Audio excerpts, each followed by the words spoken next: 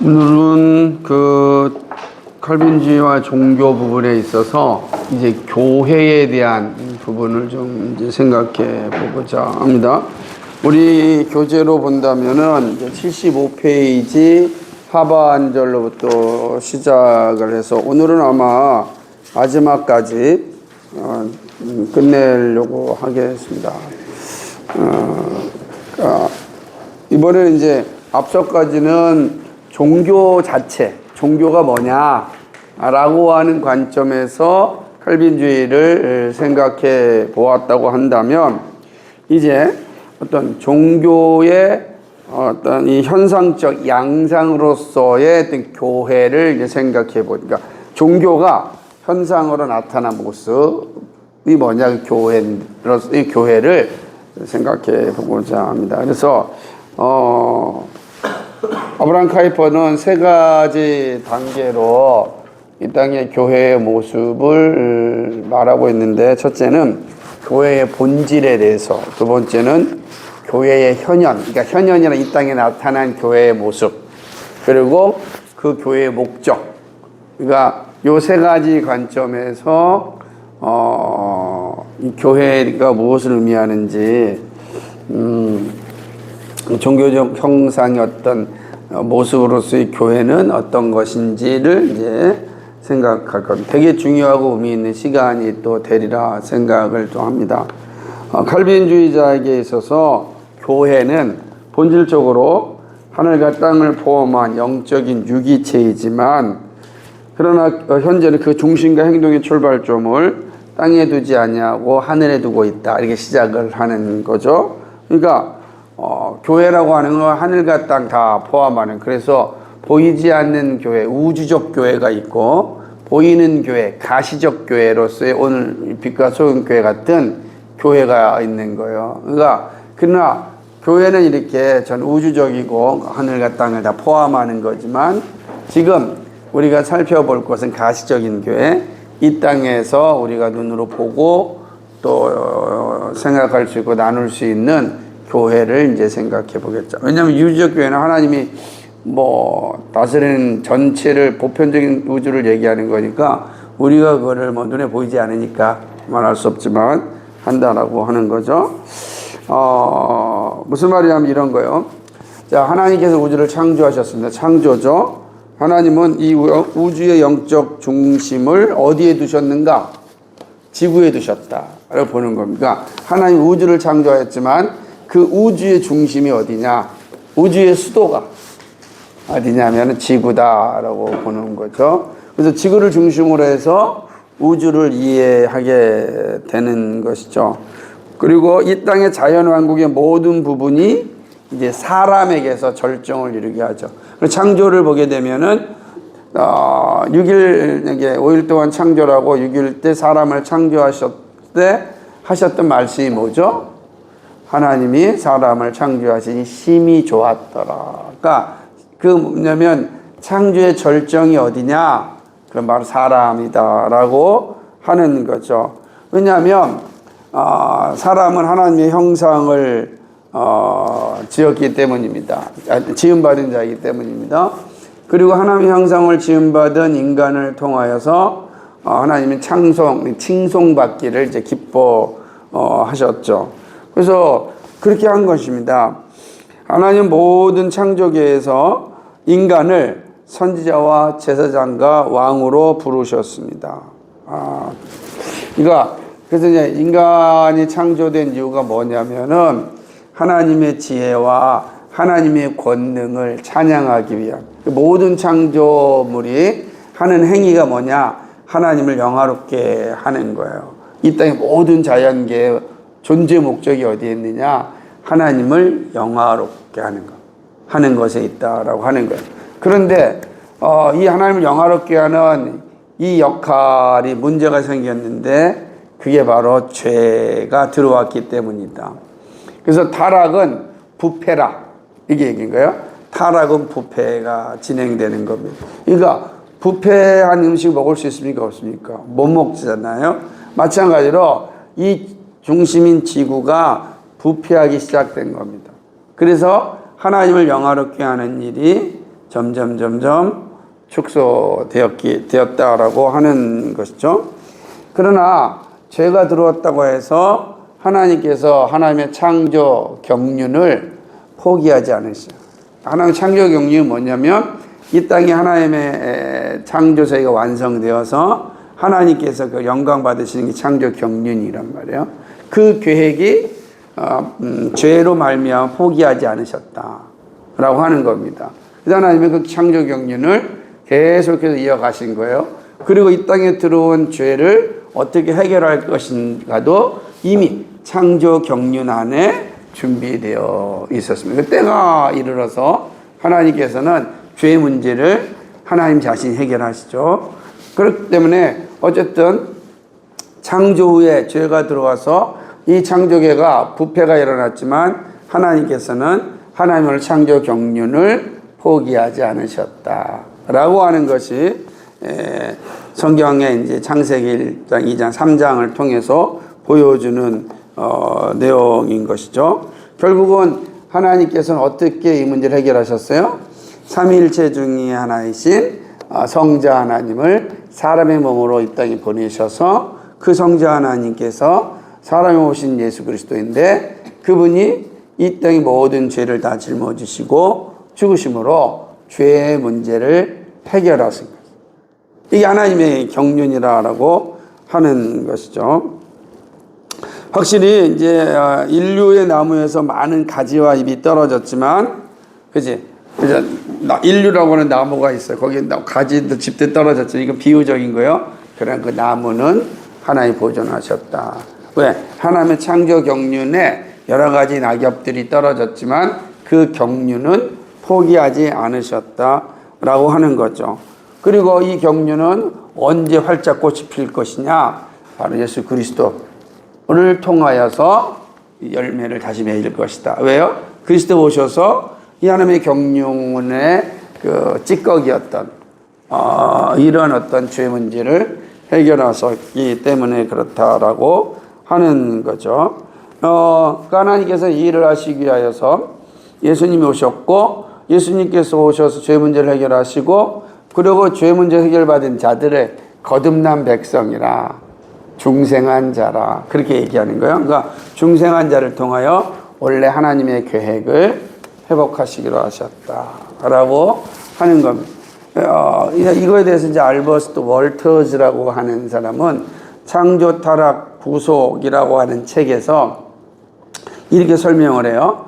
하나님께서는 이 구조와 방향이 있다라는 거죠. 하나님의 원래의 구조는 창조 경륜으로서 구조가 되어 있지만 그러나 죄가 들어오면서 그 구조로 가는 방향에 이탈이 됐다. 이탈이 된 거예요.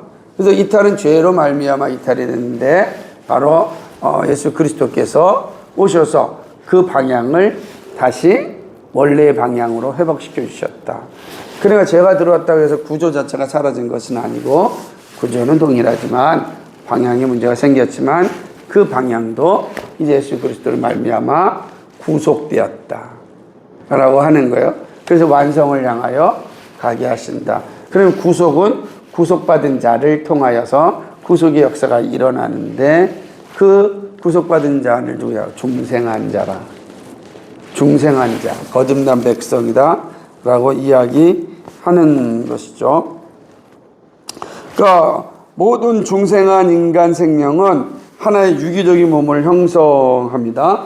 그래서 그리스도가 그 몸의 머리가 되고 그 몸의 지체는 그리스도와 신비적인 연합으로 함께하게 됩니다. 이때 보세요. 그리스도의 몸, 그리스도가 되게 중요한 거예요. 그리스도가 그 어떤 중생한 인간의 유기적인 몸의 머리가 되고 인간의 그 몸의 지체가 되는 거예요. 그런데 그리스도의 몸은 성경에서 뭐라고 표현하죠? 교회라 표현한다. 그리스도는 교회라고 표현합니다. 그래서 교회 그 그리스도의 몸을 세우게 하려 함이라 이렇게 말씀하고 있어요. 에베소에서 보면. 그러니까 그런 측면을 본다면 이제 그리스도가 오셔서 하시는 이 몸, 그의 몸을 세우는 거예요. 그죠? 그리고 그 몸의 지체들을 세워서 온전한 교회를 회복하신다 하는 것입니다. 그러나 이것은 다 이 땅에서는 불완전하기 때문에 주님이 재림하시면은 이 완전한 교회의 모습을 볼 수가 있다라고 하는 것이죠. 이 새로운 포괄적 유기체는 우주의 중심에서 모습을 드러냅니다. 장차 새 예루살렘은 하늘로서 하늘에서 내려올 곳이지만 지금은 보이지 않는 신비 가운데 우리 눈에 감춰져 있을 뿐입니다. 이해를 하셔야 돼요. 그러니까 이제 주님 재림하실 때 이 놀라운 그리스도의 몸된 교회가 이 땅에 내려오겠지만 우리 눈에 안 보여요. 신비적인 교회지. 우주적인 교회는 우리 눈으로 볼 수가 없어요. 그러나 마침내 그 신비적인 교회를 이 땅에서 이제 보게 될 것입니다. 그렇기 때문에 참된 성소는 다 하는 나라에 있겠죠. 되는 것입니다. 그러니까 그리고 하나님의 성소에서 사역하시는 유일한 제사장이신 그리스도가 이제 하늘에 계신 거죠. 그래서 이제 우리는 이 우주적인 교회의 모습을 이제 이해할 수 있습니다. 신비적으로 지금 존재하는 거예요. 그럼 언젠가는 우리가 그 신비적 교회를 다 이해하게 될 겁니다. 왜냐하면 지금 우리는 희미하게 보이지만 후에는 거울과 거울을 보듯이 선명하게 알게 되는 그런 시간이 올 것이다 라고 하는 거죠. 그런데 문제는 뭐냐면, 그러니까 우리는 다 이제 오실 하나님의 나라를 바라보면서 이 땅에 살아가는 거예요. 이해되세요? 여기까지가 이해해야 돼요. 그러니까 원래 하나님의 창조의 이 거룩한 목적은 이제 재림하여 이 땅에 완성될 그 생활과 새 땅을 이제 바라보면서 오늘 우리 여기 살아가는 거예요. 그러니까 우리의 그 영광스러운 곳은 어디예요? 주님 다시 오심을 기다려요. 그래서 요한계시록 마지막에 뭐라죠? 마라나타, 주여 오소 오시옵소서. 우리는 그걸 소망하는 거예요. 주님의 재림을 소망해야 돼요. 우리는 주님의 재림을 소망하면서 오늘을 살아가는 겁니다. 그런데 중세교회는 이런 재림신앙을 왜곡하였고 현세신앙으로 바꿔버린 거예요. 이게 중세의 문제. 그러니까 하나님 나라 중요한 것이 아니라 현세가 중요하다. 그러니까 이 땅 중심으로 이제 살아가게 된 겁니다. 그러다 보니까 76편 맨 밑에 보면은 중세교회는 이런 천상적인 특성을 잊어버리게 되었고 본질적으로 세상의 것이 됐습니다. 그러니까 세상의 것이 된다면 이 세상에서 부와 명예와 권력과 영생을 추구하고 싶은 거예요. 그죠? 안 그러겠어요? 이 땅에서의 모습이 그렇게 된다라고 하는 거죠.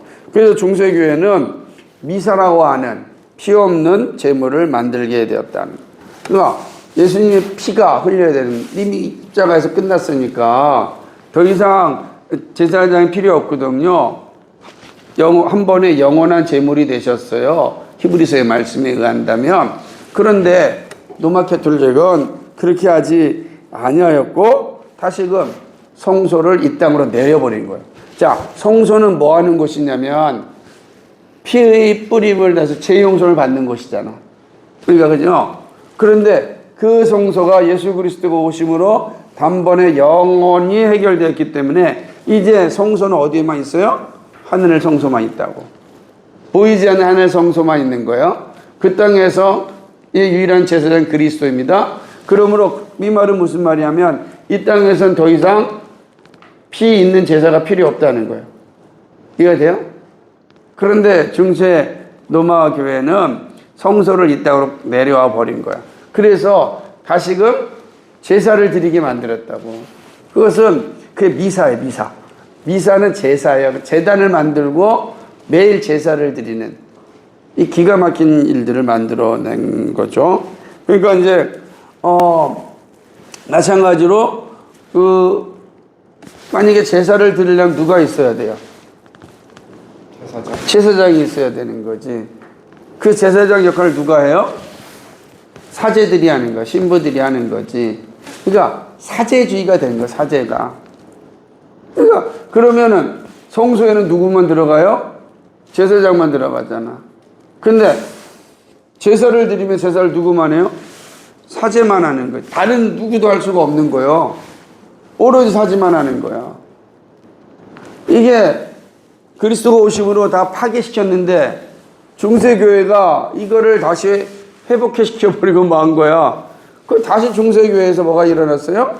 사제주의, 제사를 드리는 교회가 생겨나고 만 거지. 이사를 드리. 그러니까 이제 모든 사람들은 제사를 집도하는 사제에 예속당하여 살아가는 게 되는 거예요. 사제에 예속당하는 거지. 이렇게 되는 겁니다. 그러나 칼빈주의는 이 모든 것을 반대하였습니다. 그러니까 제사장을 반대하거나 제단을 반대하거나 성소 자체를 반대하진 않았습니다. 제사장의 직분은 소멸할 수 없죠. 그죠? 마찬가지예요. 죄의 사실을 아는 모든 사람은 자기 마음속에 대속 제사의 절대적 필요를 깨닫기 때문입니다. 다 그런 거예요. 여기 잘 이해하셔야 돼요. 오히려 어떻게 되는가? 칼빈주의는 뭐냐면 사제에게 제사장이 있는 것이 아니라 모든 거듭난 그리스도인들이 제사장이다. 그래서 그가 늘 하나님 앞에서 자신의 죄를 용서함 받는 거다 라고 이야기하는 거죠. 그러니까 왜 그러냐면 칼빈주의는 이런 생각을 가진 겁니다. 신자들이 다시 눈을 높이 떠서 우리의 유일하신 제사장인 그리스도께서 유일하게 참된 제단에 사역하는 참된 성소를 볼 수 있기 위하여 이거를 뭐 했어요? 반대했다라는 거지. 그러니까 되게 중요한 것입니다. 그래서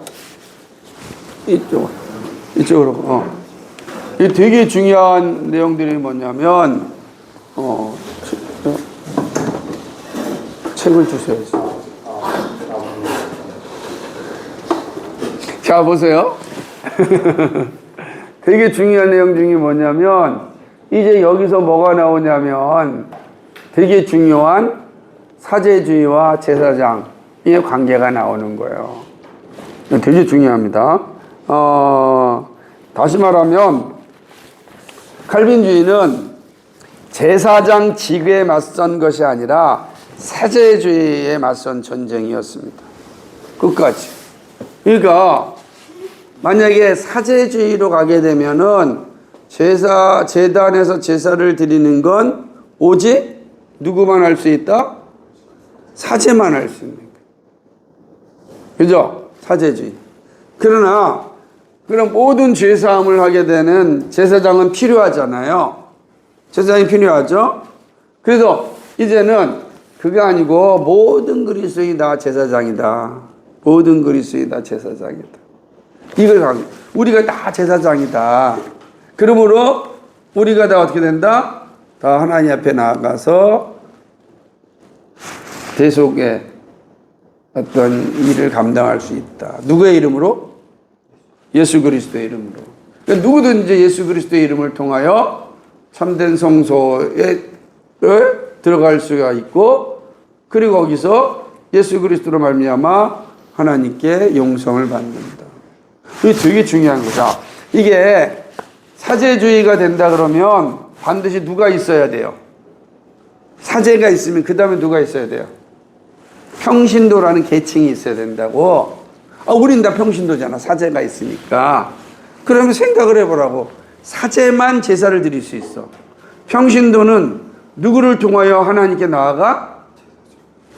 사제를 통해서 다시 그리스도께 가고 하나님께 가는 거야. 그러니까 중보자는 예수님께 가는 게 아니라 사제자가 예수님과 우리 사이의 중보자가 돼가지고 옛날에 제사장처럼, 그리고 사제가 예수님께 가고 예수님이 다시금 누구한테 간다? 하나님. 그래서 지금도 마리아 숭배도 뭐가 되는 거야? 마리아 숭배도 우리가 아무래도 어머니 마리아가 더 마리아가 예수님께 이야기하면 예수님이 어머니 마리아 이야기를 더 잘 들지 않을까라고 하는 이런 망상에 빠져 있는 거예요.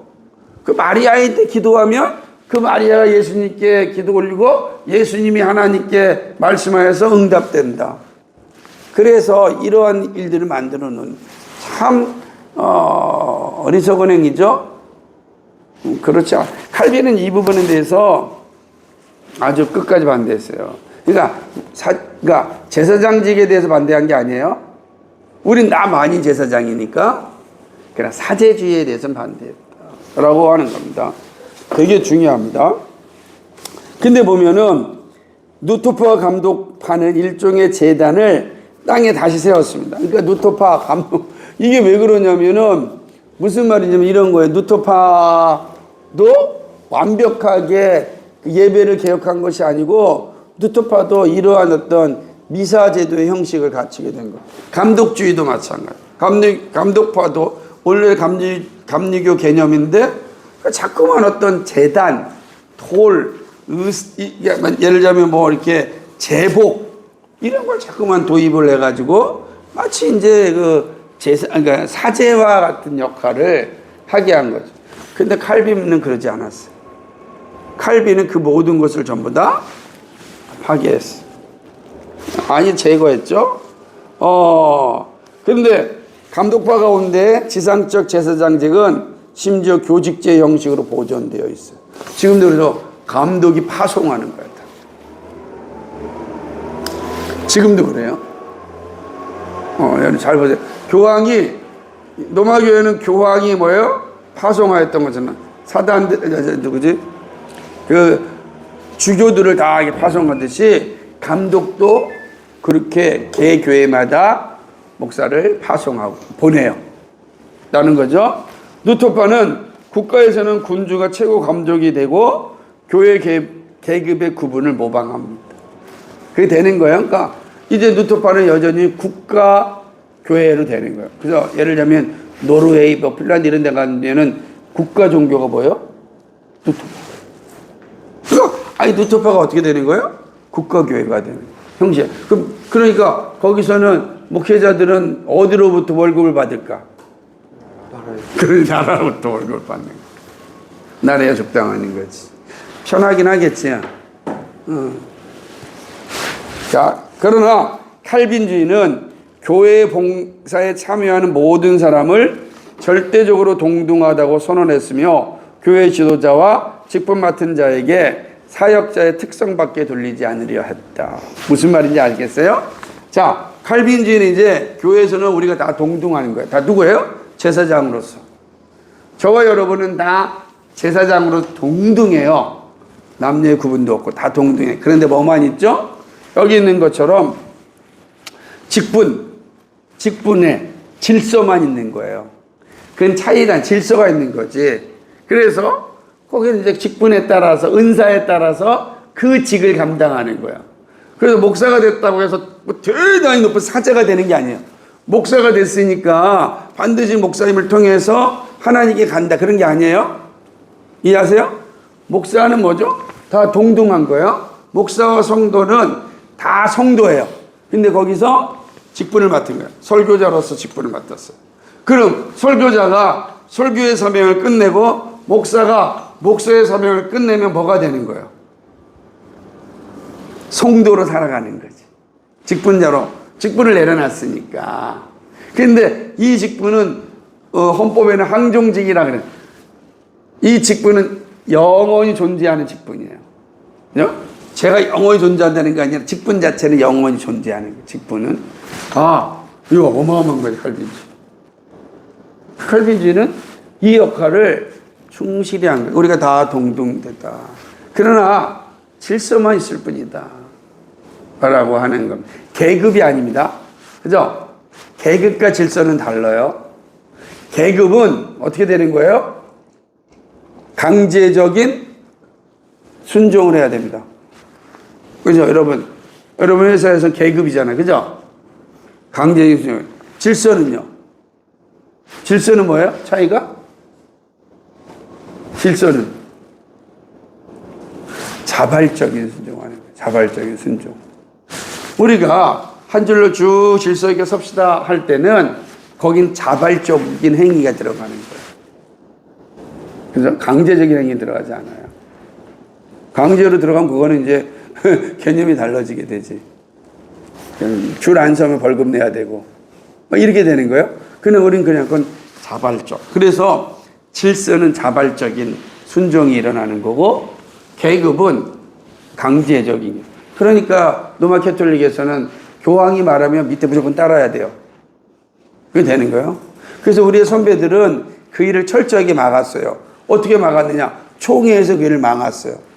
그래서 아무리 총회가 어떤 일을 결정한다 할지라도 그것이 성경에 부합하거나 양심을 훼손하는 일이라면 따르면 안 된다. 거꾸로 총회가 어떤 일을 결정했는데 그 결정이 성경에 배치되는 거라면 그것은 마귀의 교리로 따르라. 그러므로 배제해야 된다. 이렇게 얘기했어요. 그러니까 철저하게 칼빈주의만은 이런 어떤 그 그러니까 평등한 관계를 유지했던 거지. 여러분 정확히 알고 있어요. 그게 우리가 공부했던 스코틀랜드 신앙고백서 20장에 대한 내용입니다. 되게 중요한 거죠. 기억이 납니까? 우리가 다 공부했는데 기억이 안 나니까 이거 안 나니까 문제가 되는 거지. 그래서 내가 스코틀랜드 신앙고백서 20장 이걸 읽어드릴게요. 총회의 권세, 권위 및 총회의 소집 이유. 우리가 총회에서 법적으로 모인 선한 사람들을 함부로 비난하지 않습니다. 이와 마찬가지로 우리는 총회의 이름으로 사람들에게 선포된 어떤 것이라 할지라도 비판 없이 받아들이지 않습니다. 왜냐하면 그들도 인간이기 때문에 크고 중요한 문제에서 명백한 실수를 범할 수 있기 때문입니다. 그러므로 총회의 결정이 명확한 하나님의 말씀으로 인해 확인된다면 우리는 그것을 존경하고 받아들입니다. 그러나 만일 사람들이 총회의 이름으로 우리에게 새로운 신앙의 조항을 만들거나 하나님의 말씀에 반하는 결정을 내리려고 한다면 우리는 그것들을 마귀의 교리로서 완전히 거부해야 합니다. 그것은 우리의 영혼으로 하여금 유일하신 하나님의 목소리부터 끌어내어 사람들의 교리와 가르침을 따르게 만들 것입니다. 이 얘기한 거예요. 이거는 완전히 계급주의에 다른 거지. 만인 제사장주의라고 하는 것입니다. 그래서 구약의 경륜의 그림자 아래 모형과 상징으로 직관적 교훈을 제공했던 것은 이제 그 모형이 다 성취되었으므로 이제는 칼빈의 관점에서 볼 때는 구약의 모든 제사 제도는 이거는 다시금 회복한다는 건 뭐가 된다? 그리스도의 영광을 파괴하는 거다. 자, 구약의 우리가 지금 출애굽기 계속해서 지금 말씀 들었잖아요. 출애굽기의 제도들은 다 뭐다? 모형이었고 예표였다. 그러니까 모형과 예표인데 실체가 왔잖아요. 실제가 예수 그리스도 오셨잖아요. 그러면 더 이상 모형과 예표를 붙잡고 있으면 안 되잖아. 아니, 실체가 있는데 그림자 보고 따를 거예요? 아니잖아. 그림자를 보고 따라간다는 것은 뭘 부정하는 거예요? 실체를 부정하는 거잖아. 그럼 실체 영광을 돌리는 게 아니잖아요. 그러므로 다시금 이 일을 행해서는 안 된다. 그러니까 실체이신 예수 그리스도를 따라야 한다. 라고 하는 게 칼빈의 핵심이에요. 그러니까 로마 교회나 다른 감독교회처럼 다시금 이것이 율법적인 잔재가 그죠? 있어서는 안 된다. 그러니까 누토교나 또는 이런 로마 캐톨릭이나 이런 감독교회 안에 남아있는 율법적인 잔재들은 없애야 된다. 이게 칼빈의 핵심이었고 칼빈주의 신앙 고백을 하는 곳에서는 이 일을 감당하였다라고 하는 거죠. 그래서 이 사제주의라고 하는 이런 누룩, 이 남은 것까지 다 찌꺼기까지 다 칼빈은 없애버린 거죠. 그래서 웨스트민스터 신앙 고백서는 이렇게 얘기해요. 이건 이제 장로교가 고백하는 건데 78페이지 보면은 교회의 이 천상적인 포괄적 성경격을 어떻게 표현했냐면 같이 한번 읽어볼까요? 시작. 보이지 않는 보편교회는 그리스도를 그 머리로 하여 하나로 모였고 모이고 모일 모든 선민으로 구성되며 만물 안에서 만물을 충만케 하시는 분의 신부이며 몸이며 충만이다. 지난 설교에도 이 말씀했잖아요. 그죠? 자, 그리스도의 몸인 교회. 그러니까 교회는 뭐예요? 그리스도의 몸이라. 되게 중요하다. 그러니까 보이지 않는 보편의 교회는 모든 보편적 우주적인 교회는 뭐예요? 그리스도를 머리로 하여 다 모여 있는데. 그러니까 예를 들자면 전 세계 모든 교회는 다 하나의 교회가 되는 거지. 그죠? 그리스도를 머리로 해서 모여 있는 교회니. 그걸 기억하라고 하는 겁니다. 그러니까 이 불가시적 교회라는 교의는 종교적으로 성별되며 우주론적이며 영구적인 의의에서 파악되는 거예요. 교회에서 천상적인 교회, 우주적인 교회가 있어요. 이거를 비가시적인 교회, 보이지 않는 교회라 그래요. 혹은 보편적 교회라 그래요. 이 보편적 교회는 그리스도를 몸으로 하여 모두가 모여 있는 교회다. 이해가 되시죠? 거기는 오직 왜 참된 성소에 누가 계세요? 그리스도가 계세요. 오직 그리스도만이 참된 성소에서 하나님께 나아가고 있다라고 하는 것입니다. 그러므로 이 땅에 남아있는 자들은 누구예요? 순례자입니다. 순례자. 그러니까 성전 입구에서 성소에 들어갔으며 현세 동안 그리스도께 연합되지 않은 자에게는 죽은 다음에 구원의 가능성이 전혀 남아있지 않았다라고 하는 거죠. 이제 이해가 되겠어요? 우리는 다 이 땅에서 어디를 가는 순례자요? 본향을 향해 걸어가는 순례자. 그게 이제 히브리서에 가는, 우리는 이제 본향인 하나님 나라를 향하여 가는 순례자. 우리는 다 이 땅이 우리의 집이 아니에요. 우리 순례자예요. 이 개념만 정확히 갖고 있어도 우리가 이 땅에 살아가는 삶의 자세가 달라진다고요. 우리 순례자라고. 본향을 향하는 순례자라. 이게 명확하게 칼빈주의자들이 가지고 있다라고 하는 거죠. 그렇게 되었습니다. 그러므로 그리스도 회심하지 않는 사람들이 나중에 죽은 다음에 구원받는다? 불가능한 거야. 누가 얘기했어요, 이거를? 노마 캐톨릭이 얘기했어요. 노마 캐톨릭이 어떻게 얘기했냐면, 그러니까 어떻게 보냐면, 죽으면 사람들이 어디를 가냐면, 천국과 지옥으로 가는 것이 아니라 중간 단계인 연옥에 간다는 거예요. 연옥에 가서, 연옥이라는 곳이 있어요. 그리고 연옥에 있는데, 그럼 여기 남아있는 가족들이나 친구들이 연옥에 남아있는 자들을 위하여 헌금을 한다든지, 면죄부를 산다든지, 그러면 하나님께서 그걸 보시고 연옥에 있는 사람을, 지옥에 갈 사람을 천국으로 데려간다는 거예요. 불가능하다는 거예요. 이 땅에서 중생하지 아니하면 구원받는 건 없다. 얘기하니까 노마 캐톨릭 말하니 불가능하다. 이 내용이 그러면 죽은 다음에 구원은 없다.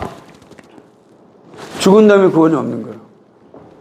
이게 칼빈이 분명하게 이 이야기를 이야기하는 것이죠.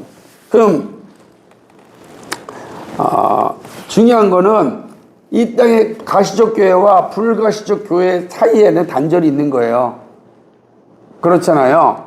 보이는 교회, 우리가 아는 빛과 소금처럼 보이는 교회와 보이지 않는 교회는 그러니까 보이지 않는 교회에 보이는 교회가 포함되어 있지만, 그렇지 않겠어요? 하지만 보이는 교회가 단절되어 있다라고 하는 거죠. 무슨 말이냐면, 여러분이 보이지 않는 교회가 보입니까? 안 보이잖아요. 칼빈이 뭐라고 했냐면, 마치 이게 커튼이 우리 가운데 가려져 있어서 우리가 서로 보지 못한다는 거예요. 그러므로 우리가 이 땅에서 그 참된 교회를 볼 수 있는 방법이 뭐냐? 그 성령을 통하여 바로 참된 교회와 나누는 신비한 교통이, 이게 참된 교회구나를 알 수 있다는 거지. 우리 성령을 통하여서. 두 번째 뭐죠? 우리 앞에 투명한 커튼의 모습이 드러내는 그림자에 대한 향유만 있을 뿐입니다. 자, 보세요. 우리 교회 문제가 있잖아요. 그죠? 서로 싸우기도 하고 오해도 하고 막 그러잖아요. 그게 참된 교회에 그런 게 있을까? 없단 말이에요. 없는데, 그런 교회가 어떤 교회인지 우리 알 수가 없잖아요. 그래서 뭐예요? 참된 교회에 대해서 뭐예요? 그림자인 이 땅의 교회는 그걸 향유할 뿐이에요. 그 성경을 통해서 그 참된 교회의 실제가 무엇인지를 우리가 알 뿐이에요. 볼 수는 없지만 알 수 있는 거예요. 이게 되게 중요한 거예요. 그렇게 해서 이해된다는 거죠. 그러므로 하나님이 자녀 가운데 참된 교회가 여기 이 땅에 있으며 저기 커튼 뒤에는 우리의 상상력이 만든 관념적 산물뿐이라고 생각할 자는 없어요. 무슨 말이냐면 그는 관념이 아니란 말이에요. 실제인데 지금 우리는 뭐죠? 우리는 커튼이 가려져 있어서 보지 못할 뿐이에요. 그렇죠? 반대로 하나님의 자녀는 그리스도께서 인간의 모양으로 우리의 육신 가운데서 커튼 뒤에 불가시적 교회로 들어가셨으며 우리의 머리 대신 그와 더불어 그의 주위에 그리고 그 안에서 참된 교회, 우리의 구원에 참되고 본질적인 성소가 있다고 고백해야 한다. 그렇죠? 우리 참되고 그리고 본질적인 성소가 있다. 거기에는 분명히 있다. 라고 우리는 고백해야 돼요. 이게 지금 아브라함 칼포가 얘기하는 본질로서의 교회의 모습이에요. 그러니까 영원한 우주적 교회가 본질로 존재합니다. 거기에 누가 있어요? 오직 그리스도가 계세요. 그러므로 우리는 오직 그리스도를 통하여서 참된 성소에서 하나님으로부터 우리는 사제를 받습니다. 우리가 소망해야 될 것은 바로 그 교회, 우주적 교회입니다. 우주적 교회가 우리가 마침내 들어갈 곳이에요. 그 본질로서의 교회는 우주적 교회다. 이해되십니까? 이거 잘 첫 번째 이해해야 됩니다. 네. 이 강은 여기까지 하겠습니다.